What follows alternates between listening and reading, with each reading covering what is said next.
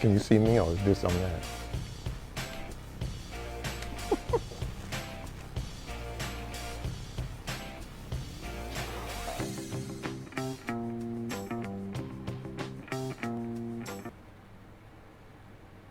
Hello, hello everybody, hello.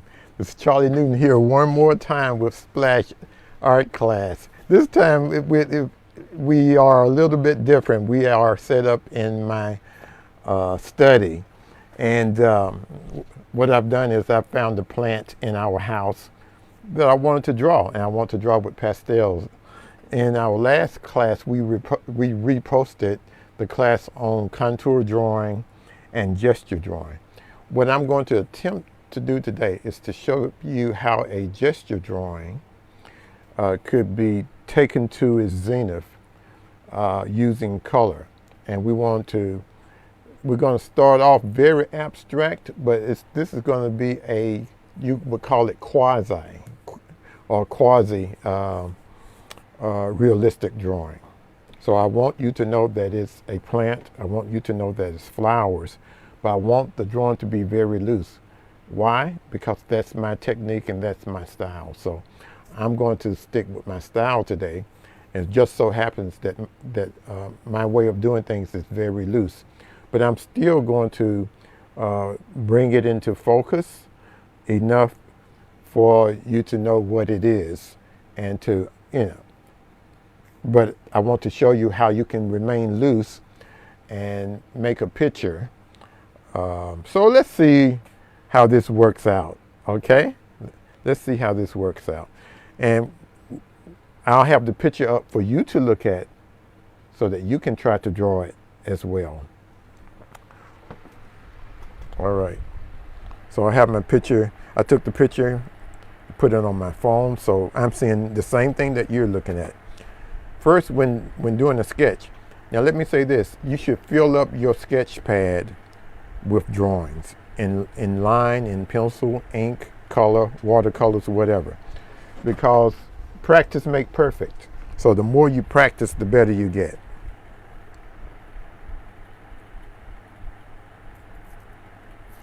And you don't have to always be super pleased with what you do in order to benefit from what you're doing. So when I look at the picture, you notice that in the rear you see some blinds. I'm not going to draw those. Also, you see another plant, a couple of plants really behind this plant. I'm not going to use those. So this picture is going to be mostly about. I'm going to start off with light blue, so that when I go back some details, I'm going to cover this light blue up. Now, I don't know what the picture is going to look like right now, so I'm just playing, just trying to discover things. I'm going to start off with the larger shapes. So I see this grouping of flowers that's bloomed at the top, these pink blooms. I'm just drawing those shapes in. And there's a huge leaf right in the center there. You notice how fast I'm drawing really? It's gesture. I'm drawing what the plant is doing. A gesture drawing is when you're drawing what the plant or the object is doing, the object or the person, be it still life or a drawing of a person.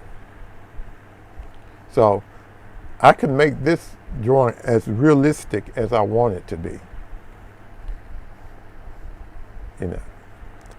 I can abstract it as much as I want. I can make it as realistic as I want.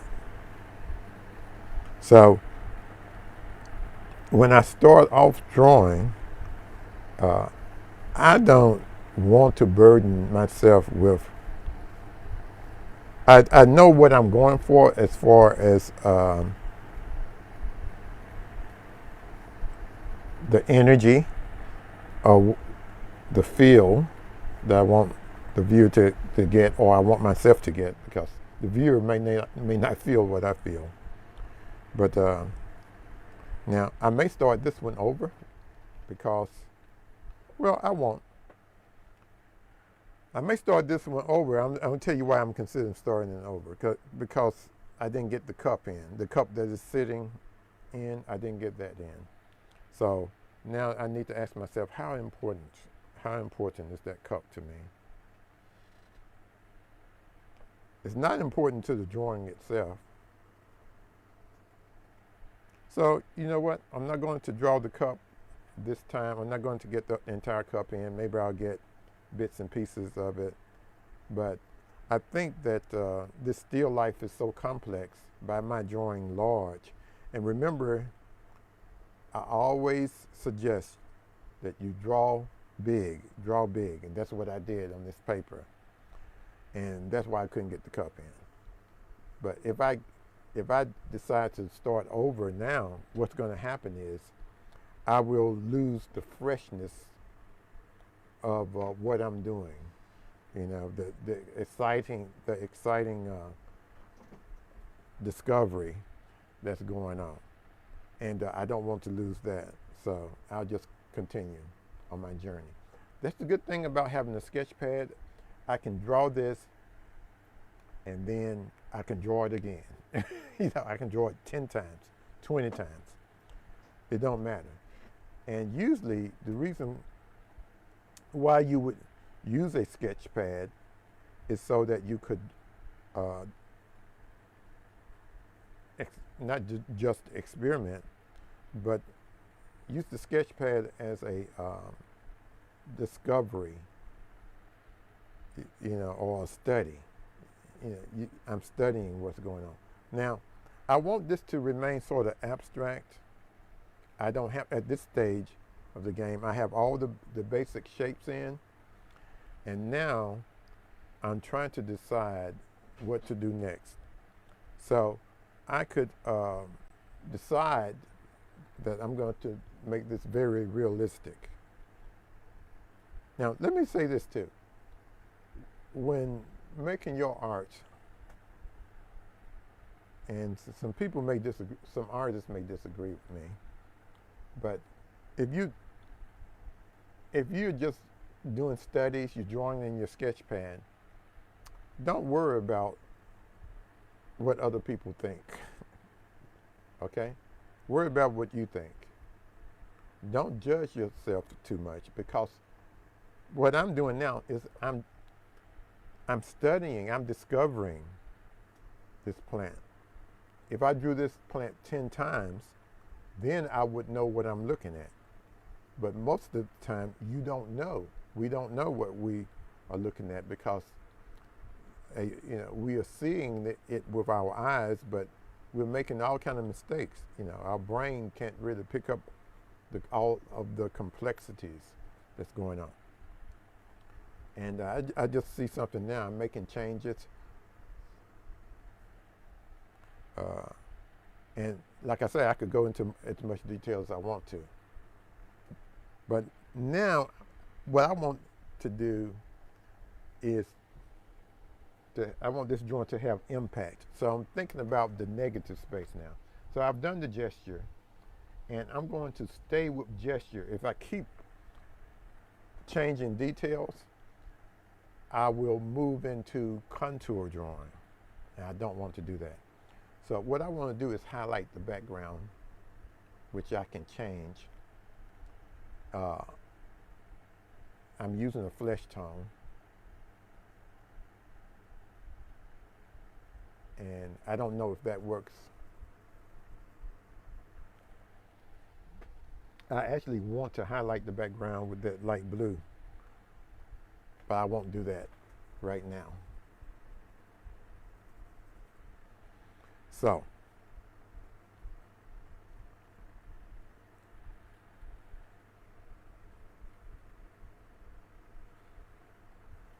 I'm always amazed. I like seeing how other artists draw and paint, because it's fascinating to me, their voice. And at this point, I want to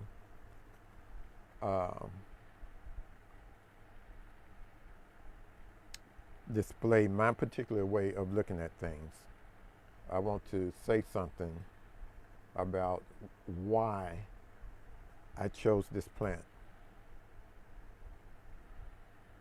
And I want my drawing to look contemporary. I don't want it to look like something that an artist could have done,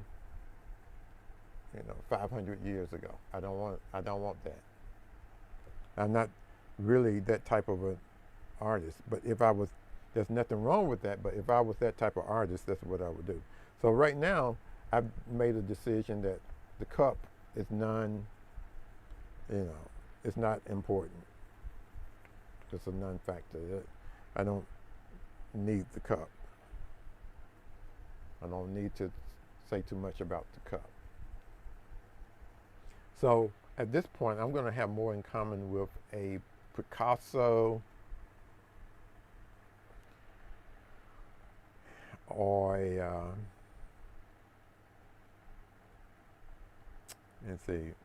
one of the Impressionists, which is very close to my way of doing things anyway. My work can be very impressionistic. But Picasso or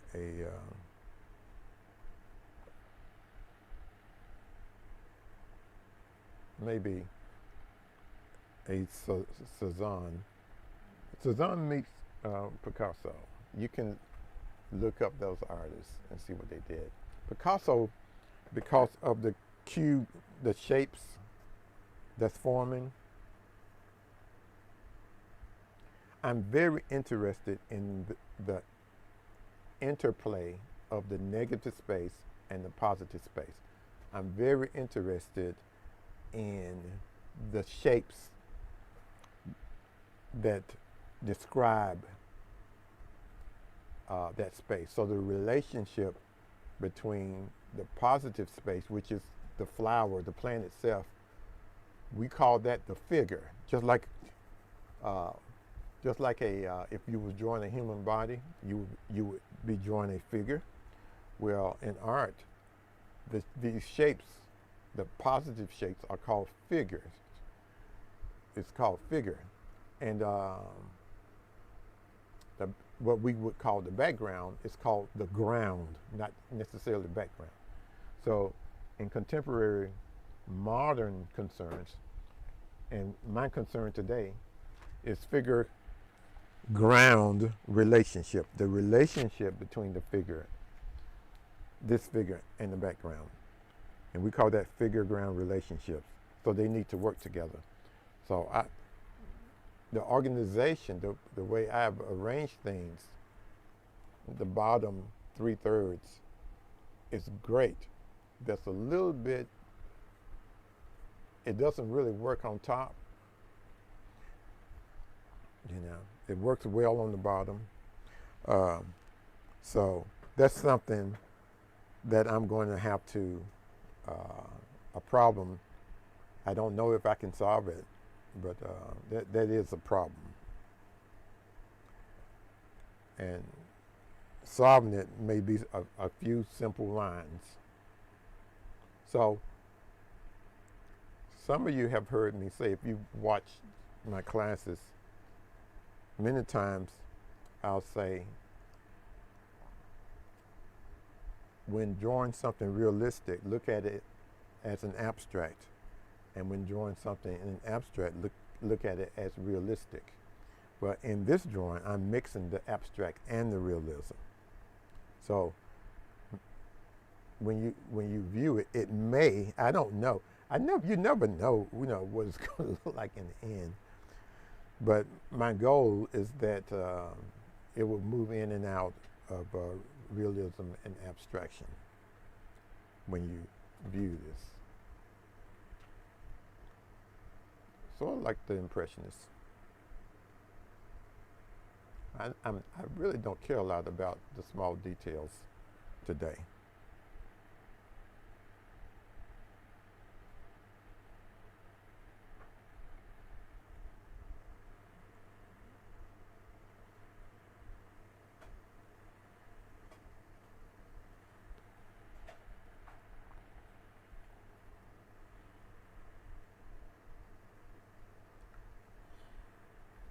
Now for my personal work, for my art shows, I'm doing less and less details. The first several years of my professional art life, I thought about nothing but detail. But now, it's not that I'm not seeing the details or not thinking about the details, but I just want to use only what's needed to say what I'm trying to say, to make the statement. As you can see, my pastel just broke, so I just used no big deal. You know, it breaks. I break a lot of pastels because I'm loading the picture up with pastels. Now this is all pastels, so it's very waxy and thick.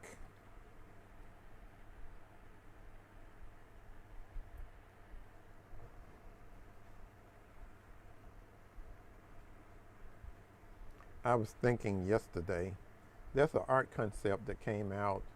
Well, I first heard it in the, I think the 80s, maybe the 70s. It probably came out in the 70s, but in art school in the 80s, a lot of the students were espousing to the idea that less is more.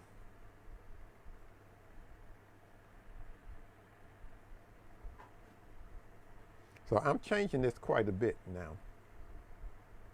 And I was tempted to straighten things out to make it look more like the picture, but I'm not going to do that. Because what I've already drawn is very honest, it's very loose, and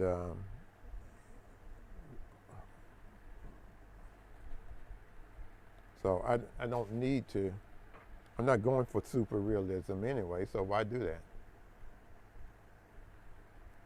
So in my personal work that I'm doing in the studio that nobody can see now at this point until I do my art show next year, I'm very loose. I'm getting even more loose. Sometimes if you're not careful, you end up making your art so that people will understand it. And that's not an honest way of doing art. All of a sudden now you become a slave to people who, you know, don't want to put any effort into anything, and you put fetters or chains on yourself. Now in art class and in art school, you have to do that. You want your professor to understand. You want your teacher to understand, because they're trying to teach you certain concepts and they don't know if you understand it unless you do it. So one of the mistakes is kids confuse art class with their own art studio. A class is only a class. It's for practice. I mean, the picture you're drawing, I hope that you're trying to draw this picture too. If you are, yours can be more realistic than mine. You know, sometimes we come on here, and matter of fact, the pencil drawings that we had been doing the last couple of weeks, they were pretty realistic, because I wanted to show you those techniques. But I would never actually just draw plants, you know, because my art is not about still lifes, my personal work. So it's more fun and more of a challenge for me to try to draw this plant and make it look like it drew itself. That's what I want my paintings to do. I want it to look like they painted themselves. I want it to look like the paint just moved around on its own.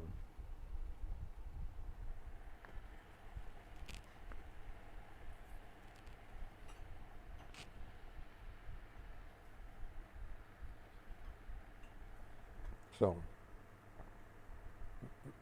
by my putting the colors in a similar fashion that you see on the picture,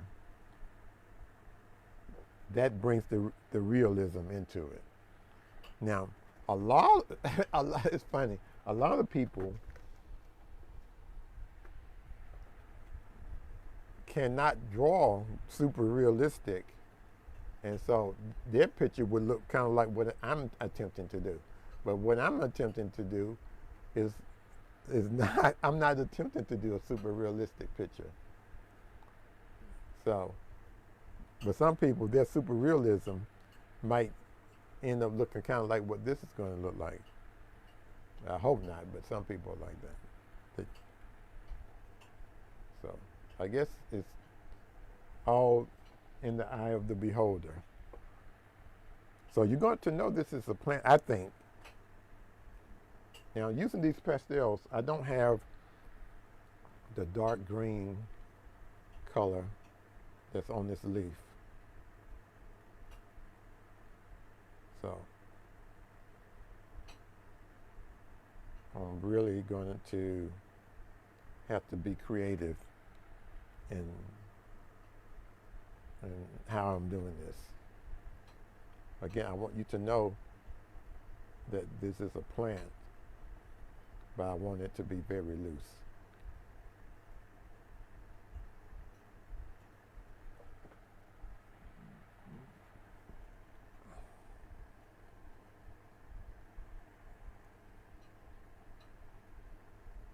For more realistic, if this is your first time looking at Splash, you can go back. You can go back to you can go to Splash Youth Arts Workshop on YouTube, or you can go to our Facebook page, Splash Facebook page, or Charlie Newton Facebook page, and you can find more realistic classes.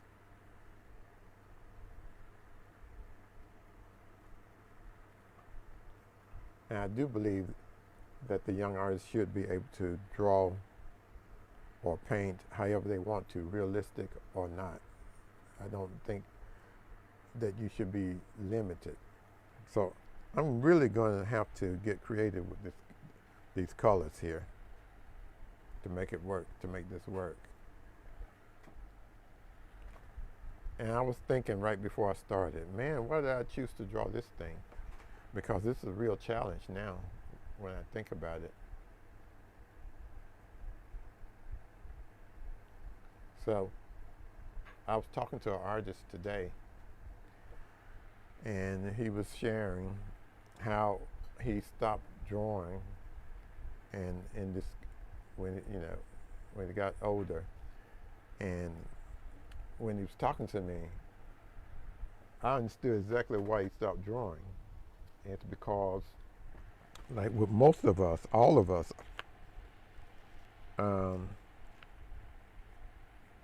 most artists are very critical of their work.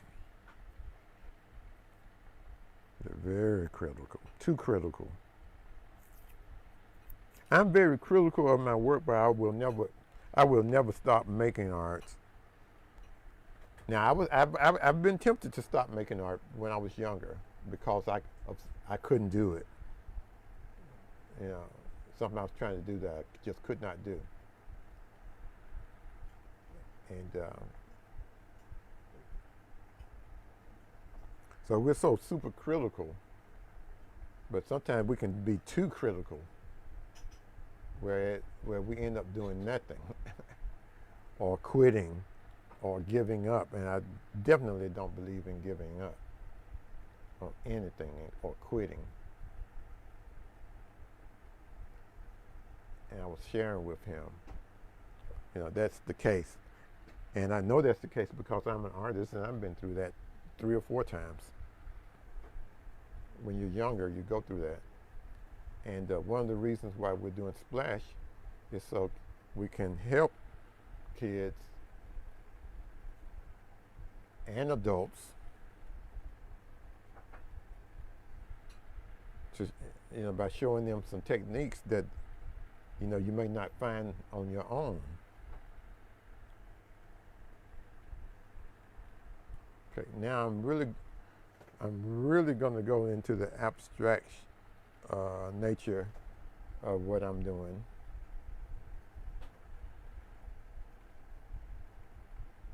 So I'm going over this flesh tone with the blue here. You can smudge these pastels. I'm not going to smudge them. I'm just going to load the paper up with the pastels, but I'm not going to smudge. I have no idea how this is going to look, so.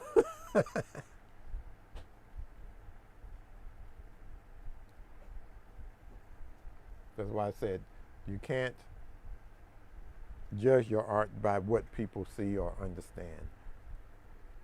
I remember one time when I was living in Winston-Salem, North Carolina, my studio was in my home, and so if anybody visited my studio, they were visiting my home.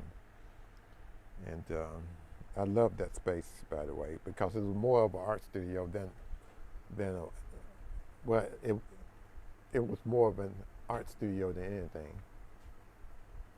And we were lucky that when the owner of the building was renovating the building, I was able to actually design that space that we was going to move to.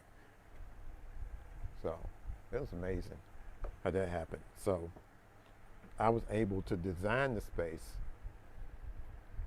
so it was perfect. It was perfect for us at that stage in our life. Perfect place to live. See the pink? Now what I'm doing is, and I will probably go back and, I may go back and do this plant in watercolors. I may go back and do this plant. Yeah, I'll probably go back and do it in watercolors so that you can see. I apologize for being so creative today. Okay. Because now, at this stage of the game, the picture means very little to me right now. What I'm interested in now, I mean, the photograph of the plant has little meaning to me now. I'm more interested in what's happening on the paper. And that's a modern concern. And I want you guys to not be stuck in the past so that you don't know what's going on today. Because if you do decide to become an artist, it may be important. It may be important that you understand the art world and where art is today. You don't want to just be in the past all the time. You want to know what's going on today so that you can compete. And that's the other reason for starting Splash, is so that our kids can compete on any level in the art world one day. I dropped my chalk. and what'll happen is I'll walk and step on it and mess up the floor. So I'm going to see if I can find it. No, I can't.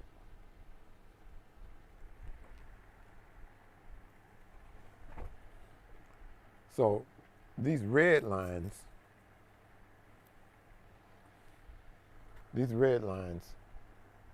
are sort of bringing out the abstractness shapes, the abstract shapes. So we're going to leave that there. Now I'm going to go to I may even end up using black, but I'm going to a blue. I have a limited amount of colors in these chalks.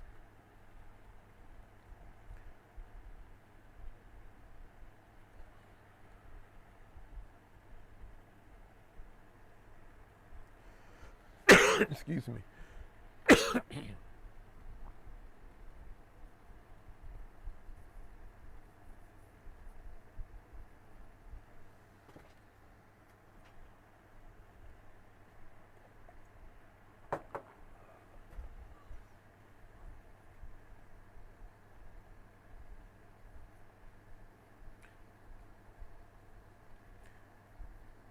A lot of the designs that you will see in textiles, matter of fact, most of the designs that you will find in textiles come from nature.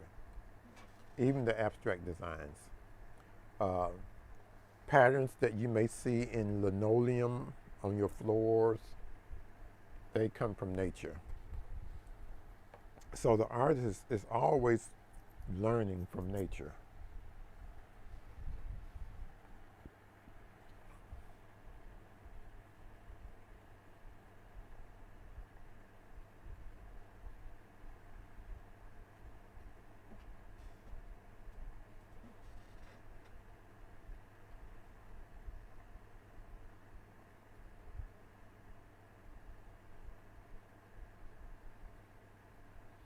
By going over this green with the blue, I'm darkening the green.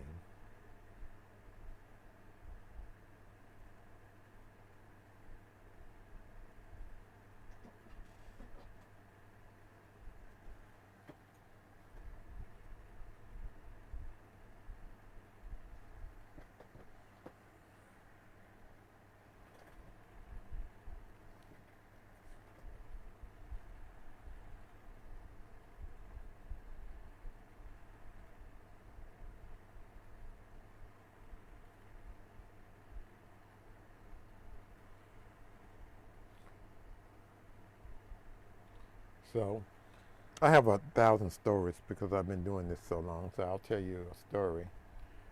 In our space that I was telling you about that I designed,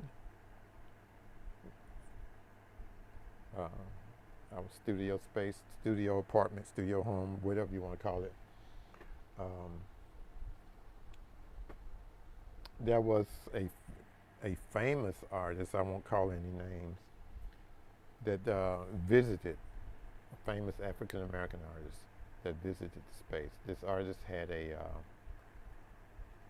huge commission in Winston-Salem, and of course they wanted the people who uh,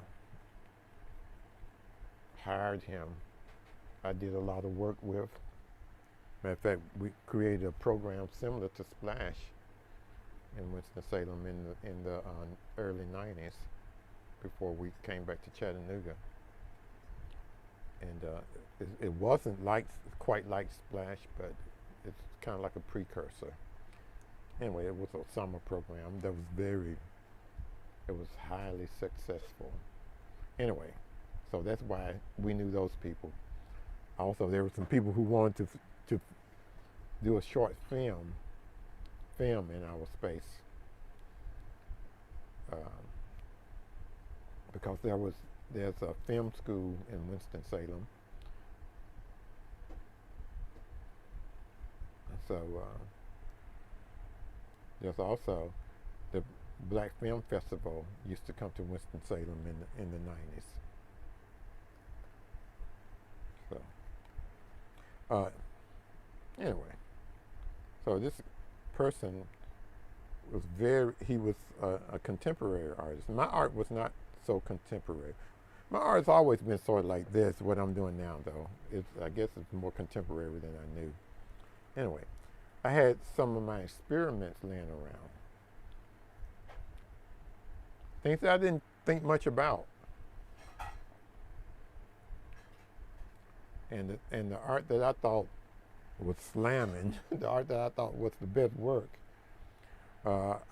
That's what I want to show everybody, you know. So it's a very important studio visit, you know. Some of the monkey mucks, they was coming to my studio and all that, you know. So they the sponsors or whoever they were, the people who were sponsoring him in the city invited him to my studio. And at one point, either I asked him, maybe I asked him because I have a way of speaking up, or they asked him which of my works was he really drawn to.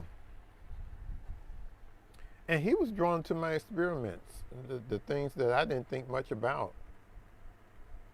You know, I didn't understand then, this was, like I say, this was in the early 90s, why he was drawn to that work, but I understand it now. You know, you may be better than you know. I may be better than I know. That's why it's important that you don't over criticize your art, because a lot of times you don't even know what you're doing. I don't. You know, I mean, especially when I'm working like this, I'm more in line with contemporary artwork, not art 500 years ago. This is more in line with art of today. And that's important when you're a professional. It's important that you know, that you keep up. You don't have to do what everybody else is doing. I'm not saying that, but you should at least be aware, not ignorant of everything. Or else you won't be able to, if you're ignorant, you won't be able to compete. When I say ignorant, I mean you don't know. And that's what art classes are for, especially splash classes. They are so that you will know something. You will learn something that you don't know. And maybe that's why a lot of our splash students art sell. By the way, we're going to have a summer course on Zoom. We're going to Zoom a summer splash course for those who can afford to pay for art classes, to give you an opportunity to connect with your family members who may not live in the city, and to give you something to do this summer where you can get some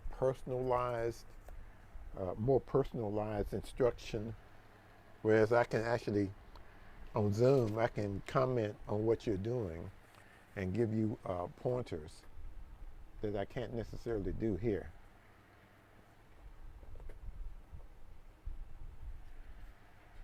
And those classes will begin on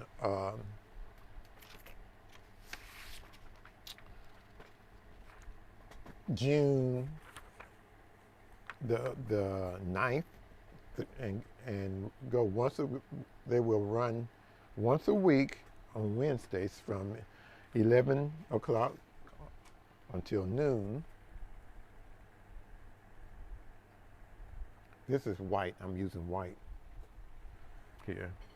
Now, I need something to clean my pastels with, so I'm just going to get a paper towel.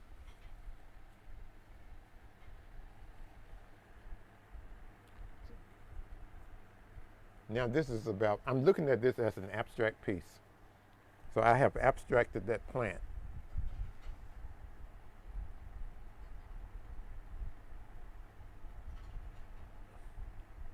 Anyway, those classes will be, they're basically they're for all ages, but I'm going to focus on ages 8 through 12 every Wednesday starting June 9th, once a week, going from June 9th until July the 28th. So 8 classes.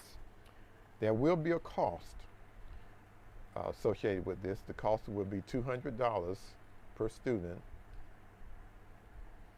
But I will supply the art supplies. The title, the name of the class is Fun with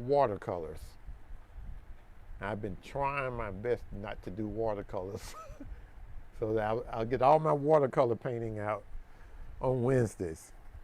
And we're going to do realism. It'll be a lot more realistic than this, what I'm doing today. Landscapes, still lifes.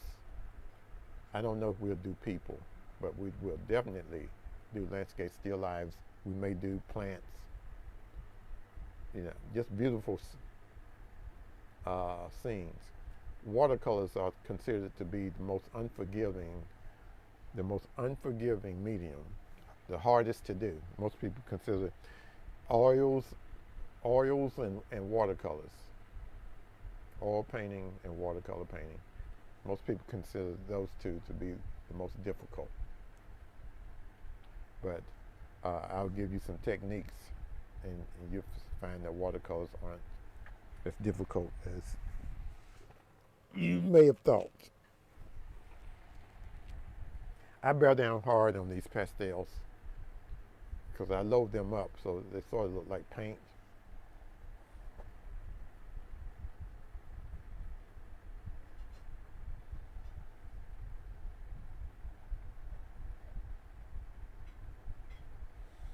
I am though.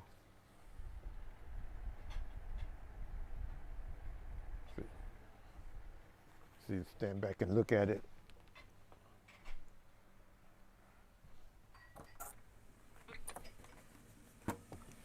Zoom in. I want you to zoom in.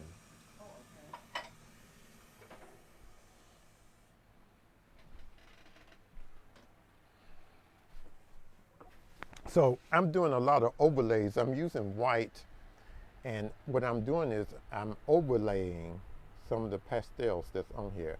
I'm keeping this paper towel in my hand so I can clean off. See, I can keep my white clean.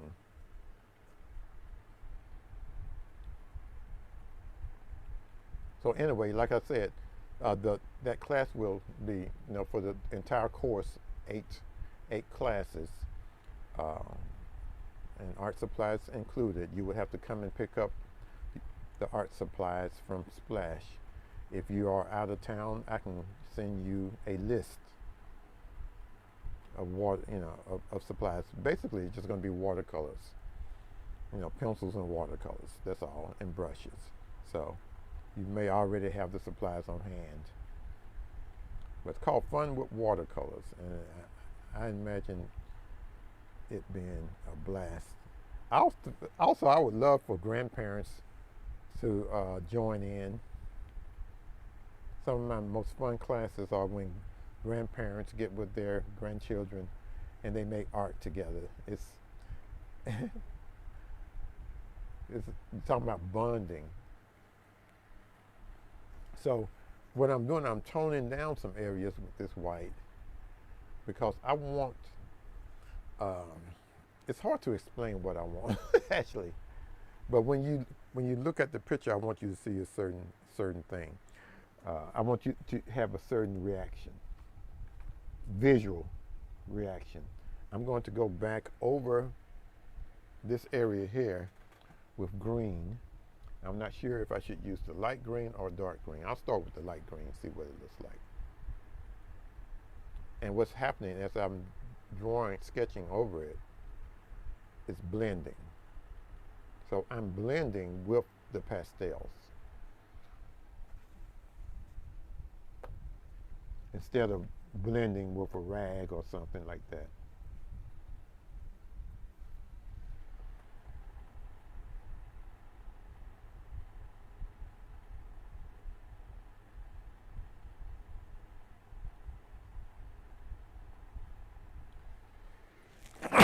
Excuse me.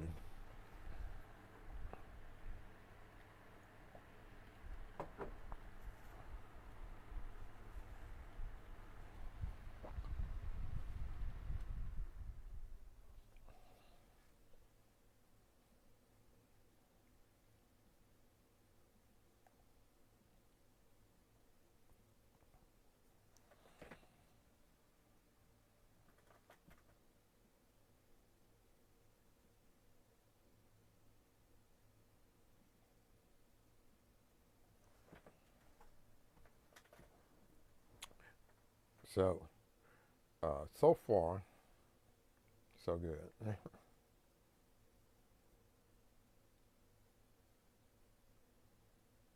I don't have many areas that I would consider problem for what this is, for what this picture is about.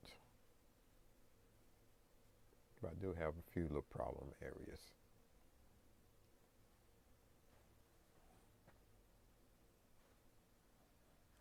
I think, you know, when making art, you're always making decisions, constantly making decisions. And I'm trying to decide if I'm going to use black. I'm thinking about going back and sketching in with black, but I'm not sure. I'm not sure yet. I have to somehow get very distant from the picture. I would need to back up about 10, 20 feet to know for sure. So I don't think I'm looking at it on my phone, and I could just take a picture of it and can back up that way.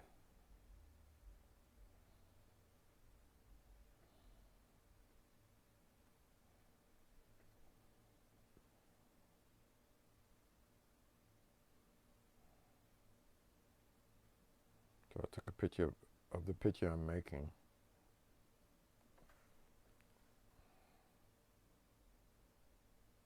Okay, I am going to go in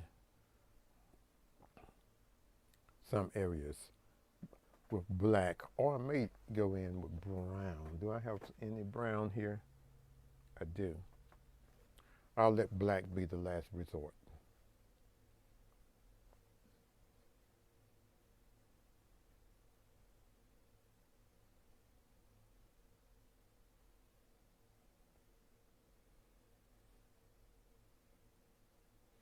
What I'm going to do is go in a small area with brown and see if it works.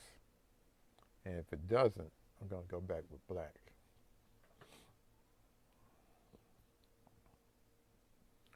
And like I said, next time I'll probably, well, you know what? I think I'm going to probably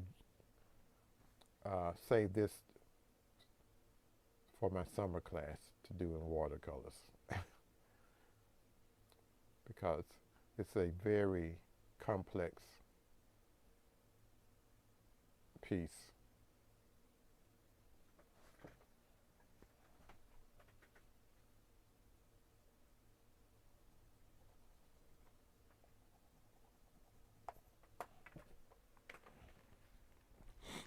Now, what I do is, again, I don't do a lot of planning.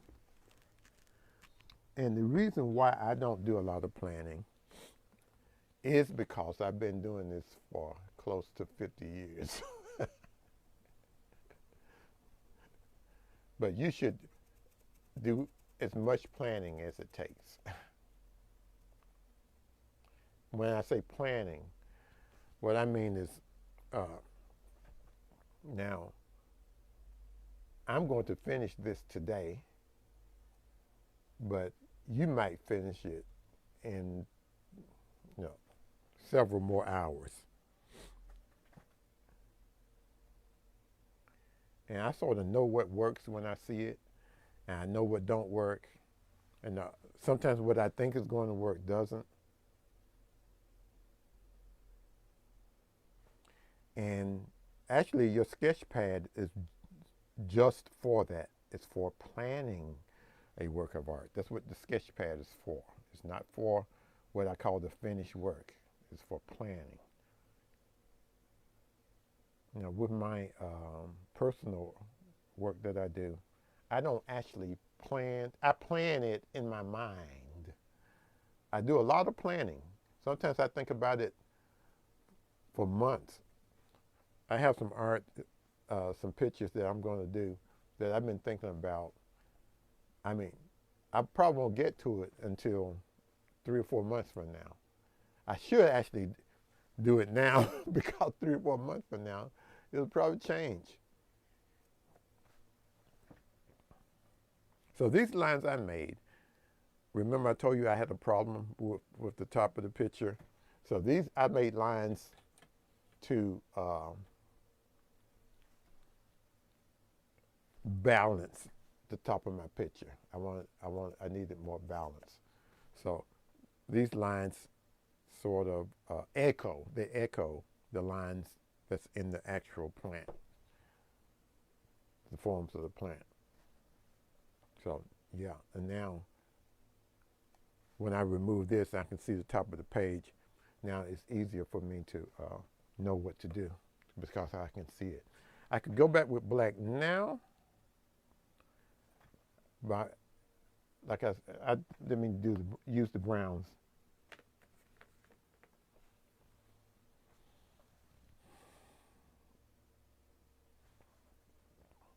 The thing about the brown is it's sort of like a darker red. I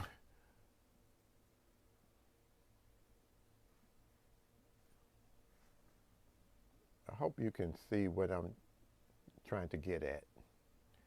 So whenever you're making art, you're making some type of statement about who you are and how you see things. All art is a statement about you. Even if you don't care much about what you're doing, and you're doing art just because you're in class or you have to do it, that statement is going to still come across. And it's about you, who you are. And that's why I'm always trying to encourage you to be honest.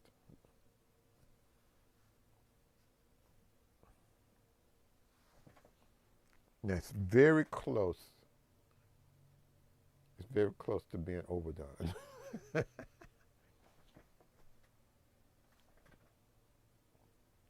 The hardest thing is to know when to stop.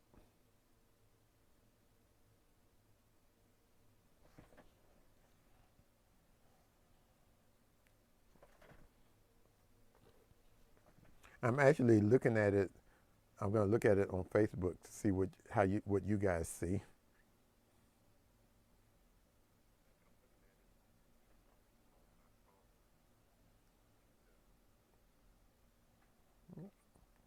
Okay, you sort of see what I see. Technology. I'm old school, but I do see the value in technology. Some of my artist friends, younger friends, think that I don't, but I do. I see the value. I understand that painting will never change the value of painting because it's a craft all unto itself. That's not going to change.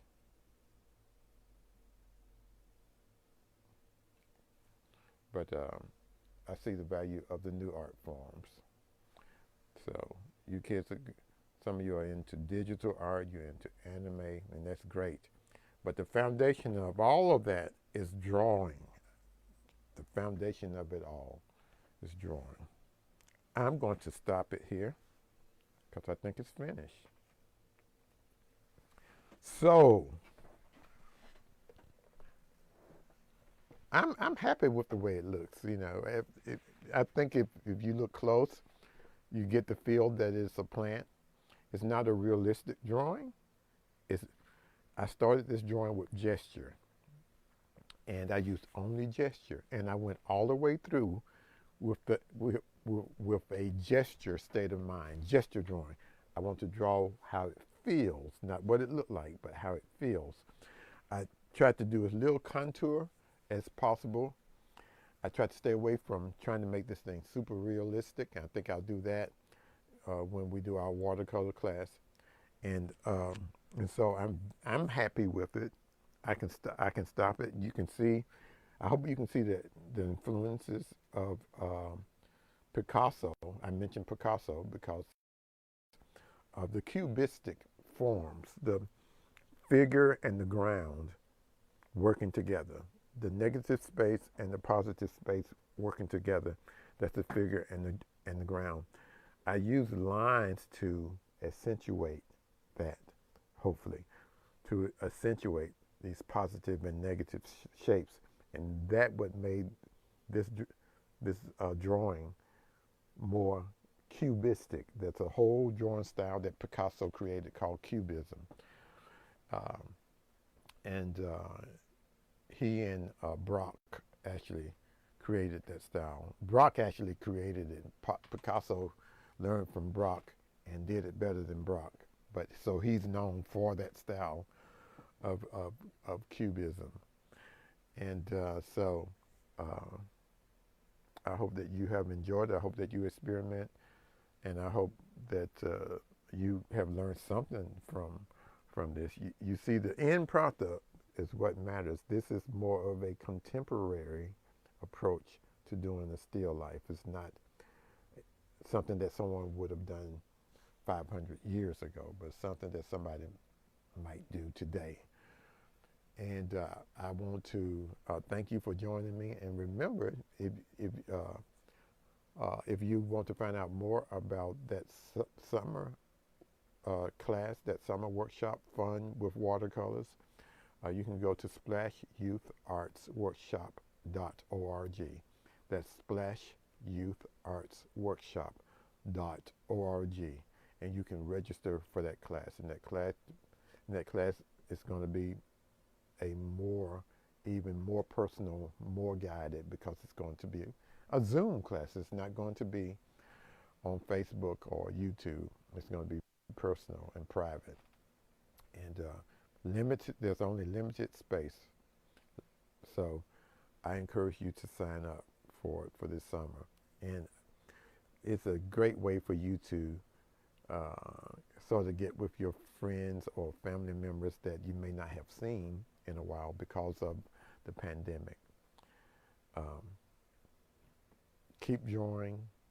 Remember, the sketch pad is for practice. This is just practice. And somehow, what I've learned today will show up in my major paintings. That's going to show up somehow. And I have learned something today.